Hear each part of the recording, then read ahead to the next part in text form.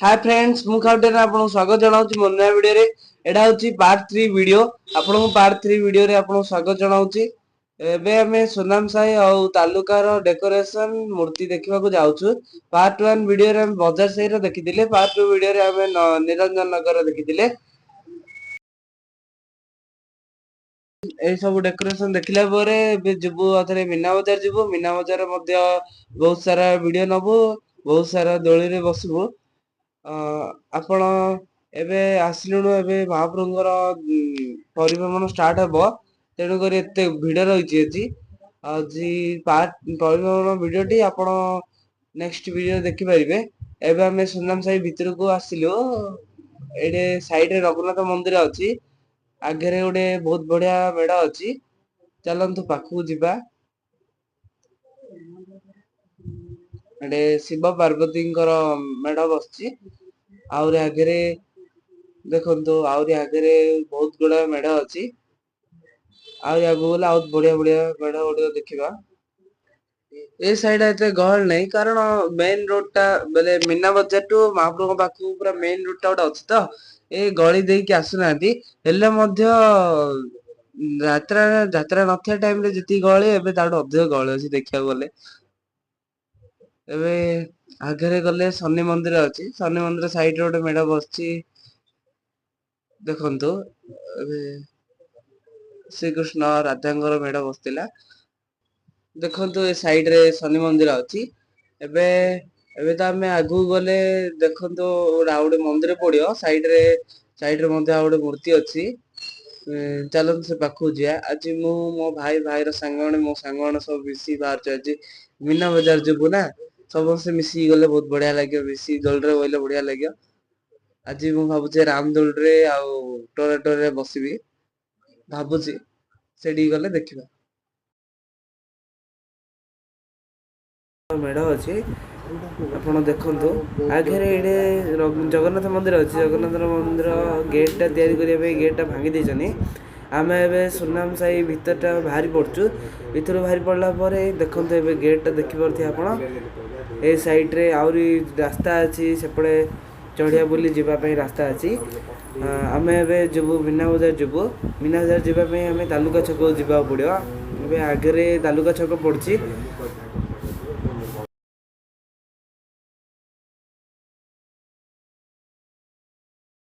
ଆପଣ ଗୋଟେ ଦୂରରୁ ଗୋଟେ ଗେଟ୍ ଦେଖା ଯାଉଥିବ ଆମେ ଯୋଉ ଭିତରେ ବସିଲେଣି ଫାଷ୍ଟ ପଶିକି ଟିକେ ବାହାରିଲେ ସେ ଭିତରେ ନ ପଶି ସିଧା ହେଇଥିଲେ ସେଇ ଗେଟ୍ ରୁ ଆମେ ବାହାରିଥାନ୍ତେ ସିଧା ଏଇଠୁ ସିଧା ଗଲେ ମହାପ୍ରଭୁ ମଣ୍ଡପ ପଛଆଡେ ଆମେ ବାହାରିବା ଏଇଟା ଏବେ ସେ ସୁନାମ ସାହିର ଗେଟ୍ ଟା ସେଇଠୁ ଆସିକି ଏପଟ ସାଇଡ ବୁଲିଲେ ସେଇଠି ଯୋଉ ଗେଟ୍ ଦେଖୁଛନ୍ତି ଦୂରରେ ସେଇଟା ଅଛି ଆମର ସେପଟିଆ ଗଲେ ତାଲୁକା ପଡିବ ତାଲୁକାଠୁ ମୀନା ବଜାର ଅଛି ମୀନା ବଜାର ଯିବା। ମୀନା ବଜାର ଦେଖନ୍ତୁ ଏ ପାଖରେ ଏକା ମୋମୋ ଦୋକାନ ଛଣାଛଣି ଦୋକାନ ଅଛି ଆଉ ଲୋକ ମଧ୍ୟ ବହୁତ ଭିଡ ଅଛନ୍ତି ଆଗକୁ ଗଲେ ଆହୁରି ଭିଡ ଥିବେ।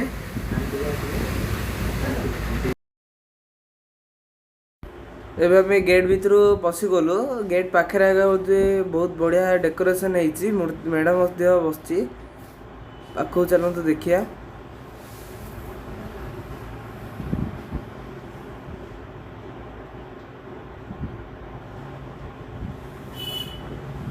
ମେଢ ତ ବହୁତ ବଢିଆ ଥିଲା ଏଠି ବିଭିନ୍ନ ପ୍ରକାର ଜିନିଷ ମିଳୁଛି ଲେଡିସ୍ ଆଇଟମ ମିଳୁଛି ପିଲାମାନଙ୍କ ଡ୍ରେସ୍ ମିଳୁଛି ସବୁ ପ୍ରକାର ଆଇଟମ ମିଳୁଛି ଖାଇବା ଆଇଟମ ମିଳୁଛି ଏଠି ଗୋଟେ ଲଟରୀ ମଧ୍ୟ ଲାଗିଛି ଖେଳନା ସବୁ ଆଇଟମ ମିଳୁଛି ଆହୁରି ଆଗକୁ ଗଲେ ବହୁତ ବଢିଆ ଆଇଟମ ଯାହା ଥିବ ଦେଖିବା।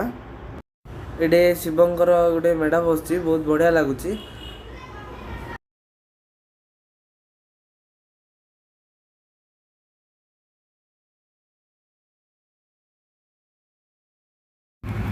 ଏଠି ଛୋଟ ପିଲାଙ୍କ ଡ୍ରେସ୍ ନାଇଟି ପାଁ ପୋଛା କଟନ ଆସନ ସବୁ ମିଳୁଛି ଆଗରେ ଷ୍ଟିଲ୍ ଆଇଟମ ସବୁ ମିଳୁଛି ଆହୁରି ଆଗକୁ ଗଲେ ବହୁତ ବଢିଆ ବଢିଆ ଜିନିଷ ଅଛି ଦେଖିବା ଚାଲନ୍ତୁ।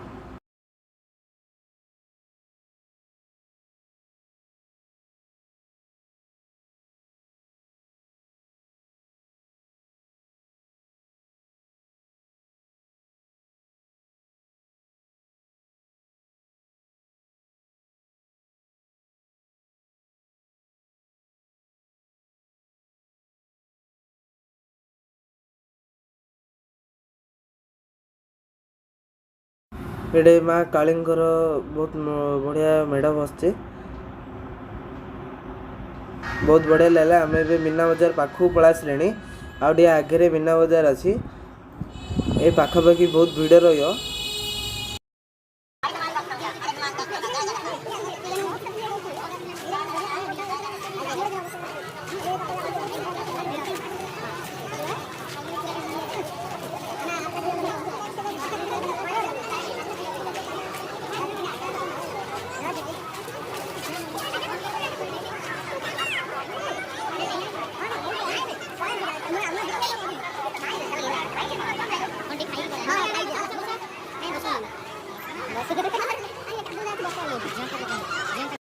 आउडी आगे बेरिकेड लगी पुलिस सेपटे गाड़ी छाड़ुनी एबे पार्किंग रो व्यवस्था अच्छी पाखे पार्किंग पे गोटे गाड़ी पिछा 20 टका निया होची।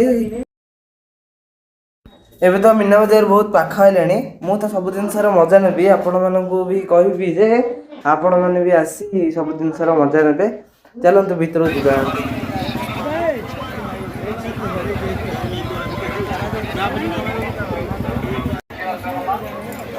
मात्र 100 टंका गोटा 100 टंका गोटे स्टील सामान किनलमा डेक्ची अच्छे गिना अच्छे थाली अच्छे झारो अच्छे लोटा अच्छे सब अच्छे देखी आस मात्र 100 टंका गोटे 100 टंका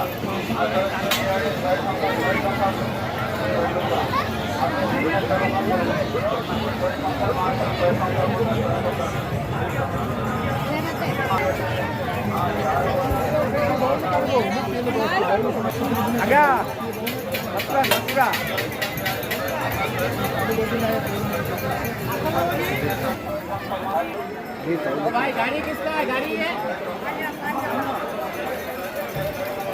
गाड़ी किसका है? ठीक है भाई, ठीक है साइड पर भी लगा के दियो भाई।